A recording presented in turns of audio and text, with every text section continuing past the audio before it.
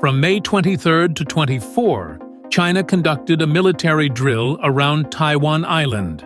According to Chinese strategist and former Air Force Colonel Professor Wang Xiangsui, Beijing is now embracing the approach of hybrid warfare, where the traditional dichotomy of peace and war no longer applies. Here are his thoughts. After China's military drill, while the Western media focused on the military practice itself, Taiwanese media attempted to draw attention to Taiwan's seemingly calm stock market, in an effort to downplay the impact of Beijing's actions on Taiwan's economy. Often portrayed by the Taiwanese media as the reflection of public opinion, the Taiwanese stock market only dipped slightly this time before quickly rebounding. This was flaunted by the Taiwanese media as an indication of Taiwan people's defiance of Beijing's military exercises. Is it as simple as it seems? If we look closer, Taiwan's stock market reveals a scam that has been meticulously crafted and operated for nearly 30 years. The Taiwanese stock market doesn't obey the rules of a free economic market. Rather, it heavily relies on funding from the Taiwanese authorities, as a result of the market being severely rattled by mainland China's military exercises during the Taiwan Strait crisis of 1995 to 1996, which I personally experienced. During that time, a series of military exercises by the mainland severely impacted the Taiwanese stock market, especially after the missile tests from August 13th to August 26th, 1995. The Taiwanese stock market dropped by 1-2 percentage points every day. By the end of the exercises, the market had plummeted from 7,051 points to 4,503 points, nearly halving in value. The true perception of Taiwan by the international capital markets was laid bare. Consequently, on February 12, 1996, Taiwan urgently established the Stock Market Stabilization Fund. Initially, the fund was only 200 billion new Taiwan dollars, nearly $6.2 billion, raised by pressuring private enterprises and social welfare departments on the island to contribute.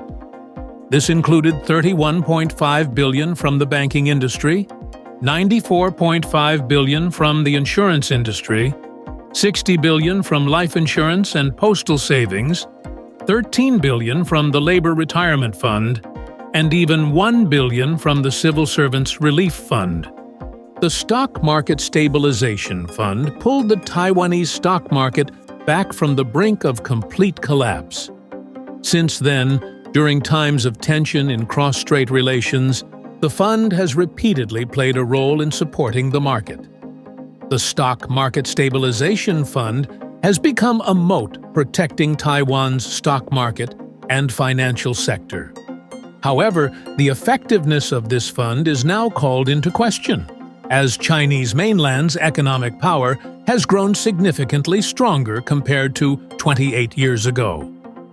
In 1995, Taiwan's GDP was equivalent to 37% of mainland China's GDP, but by 2024, this proportion has dropped to less than 4%. In 2023, Fujian Province, located across the Taiwan Strait, already surpassed Taiwan in terms of total GDP.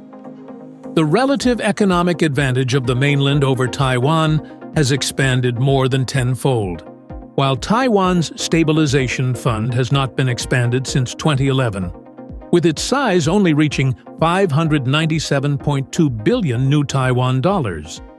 Though already triple the size of its original size, Taiwan's Stabilization Fund will be a drop in the ocean if Beijing imposes economic sanctions or initiates financial attacks. It won't be enough to counter a tenfold stronger pressure. So why hasn't the Chinese mainland taken such actions? Because Chinese mainland has always held high expectations for peaceful reunification, thus refraining from policies aimed at impoverishing Taiwan. Any current economic impacts on Taiwan are merely unintended consequences of military exercises.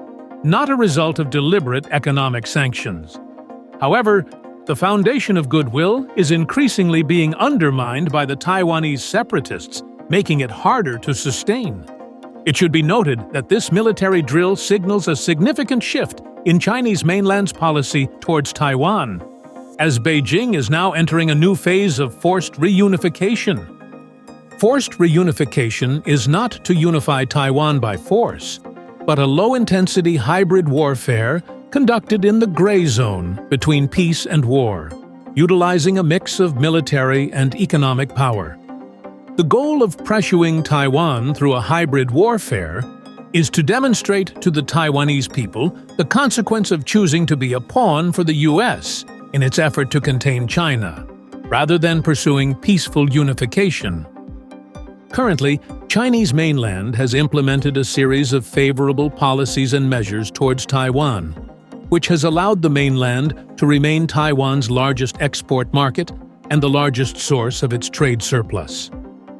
According to data recently published by Taiwan's finance departments, in 2021, Taiwan's exports to Chinese mainland and Hong Kong amounted to $188.906 billion, with imports from the mainland at $84.171 billion, resulting in a trade surplus with the mainland of $104.735 billion. Taiwan's overall trade surplus for the year was $65.28 billion. This shows that Taiwan has to rely on support from the Chinese mainland to maintain its trade surplus. Taiwan's new leader, Lai Ching-te, recently claimed that the international community will not accept any country creating trouble in the Taiwan Strait. The comment shows Lai's habitual dependence on external forces and his poor judgment on who the troublemaker really is for the international community. Additionally, it reveals Lai's oversight of Taiwan's economic dependence on the Chinese mainland. The One China policy is the political foundation of China-U.S. relations. If China-U.S. relations hit a dead end, maintaining global peace will be extremely difficult. However, this foundational principle seems lost on American politicians who attempt to Ukrainize Taiwan, disregarding the plight of all Taiwanese people. These politicians aim to exploit Taiwanese separatists to provoke another proxy conflict, all in the pursuit of maximizing U.S. interests and securing votes. Therefore, the international community should counter the attempt of American politicians to interfere in the Taiwan question, and U.S. companies supplying weapons to Taiwan should face severe sanctions. The gains they achieve from overstepping on the Taiwan question should be less than the losses they incur from threatening world peace. In conclusion, forced reunification can effectively mitigate the harm inflicted by these U.S. politicians on world peace.